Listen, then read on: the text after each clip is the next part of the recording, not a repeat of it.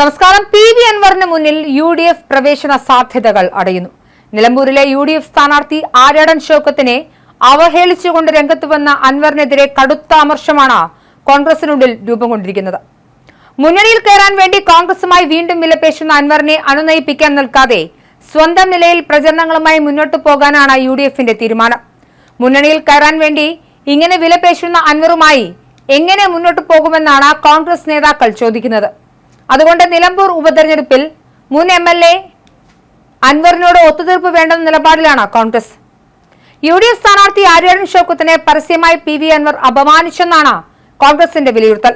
അൻവറിന്റെ പ്രസ്താവന അവമതിപ്പുണ്ടാക്കിയെന്നും കോൺഗ്രസ് വിലയിരുത്തി. ഇനി ഒത്തുതീർപ്പ് പ്രസക്തമല്ലെന്നാണ് പാർട്ടിയുടെ പൊതുവികാരം. ഒത്തുതീർപ്പിന് ആരെയും ചുമതലപ്പെടുത്തിയിട്ടില്ലെന്നാണ് കോൺഗ്രസ് നേതൃത്വത്തിന്റെ നിലപാട്. അൻവർ വേണമെങ്കിൽ UDFനെ പിന്തുണയ്ക്കട്ടെ എന്നാണ് കോൺഗ്രസ് കണക്കാക്കുന്നത്. മുസ്ലിം ലീഗിലും അൻവറിന്റെ നിലപാടിൽ അമർഷമുണ്ട്.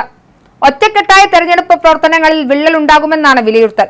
KPCC അധ്യക്ഷൻ സണ്ണി ജോസഫും പ്രതിപക്ഷ നേതാവ് VD സതീശനും അൻവറിനോട് സംസാരിച്ച് ധാരണയിലെത്തിയിരുന്നു.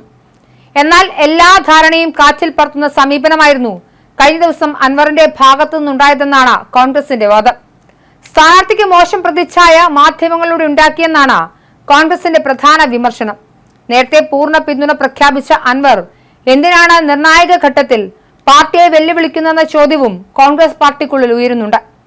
അതേസമയം UDF സ്ഥാനാർത്ഥിക്കെതിരായ അൻവറിന്റെ പ്രസ്താവന ലളിതമായി കാണുന്നില്ലെന്ന് KPCC വർക്കിംഗ് പ്രസിഡന്റ് AP അനിൽകുമാറും വ്യക്തമാക്കി. തെരഞ്ഞെടുപ്പ് പ്രഖ്യാപനത്തിന് പിന്നാലെ അൻവർ നടത്തിയ പ്രസ്താവന ഒഴിവാക്കേണ്ടതായിരുന്നുവെന്നും അദ്ദേഹം പറഞ്ഞിരുന്നു. അൻവറിനോടുള്ള കോൺഗ്രസിന്റെ അതൃപ്തി പരസ്യമാക്കുന്നതായിരുന്നു AP അനിൽകുമാറിന്റെ പ്രതികരണം. അതേസമയം കോൺഗ്രസ് കൈവിടുമെന്ന സൂചന വന്നതോടെ അവസാനവട്ട ബ്ലാക്ക്മെയിൽ തന്ത്രമാണ് അൻവർ നിലവിൽ പയറ്റുന്നത്.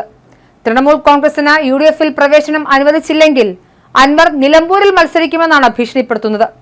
UDFന് 2 ദിവസത്തെ സമയം നൽകുമെന്നും തീരുമാനമായില്ലെങ്കിൽ PV അൻവർ മത്സരിക്കുമെന്ന് TMC നിലമ്പൂർ മണ്ഡലം പ്രസിഡന്റ് EA സുഗുവും പറഞ്ഞു.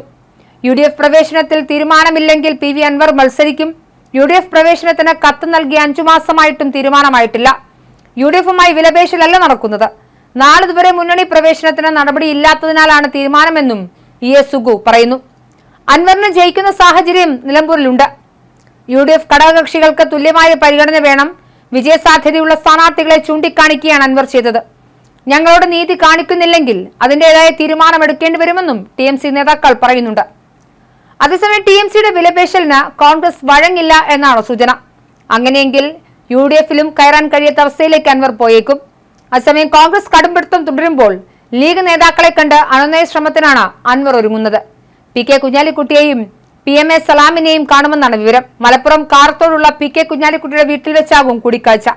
അതേസമയം PV അൻവറിനെ അനുനയിപ്പിക്കാൻ മുസ്ലിം ലീഗ് ഇടപെടേണ്ട സാഹചര്യമില്ലെന്ന് PV അബ്ദുൽ വഹാബ് MP പറഞ്ഞു. PV അൻവർ UDFനൊപ്പം നിൽക്കും.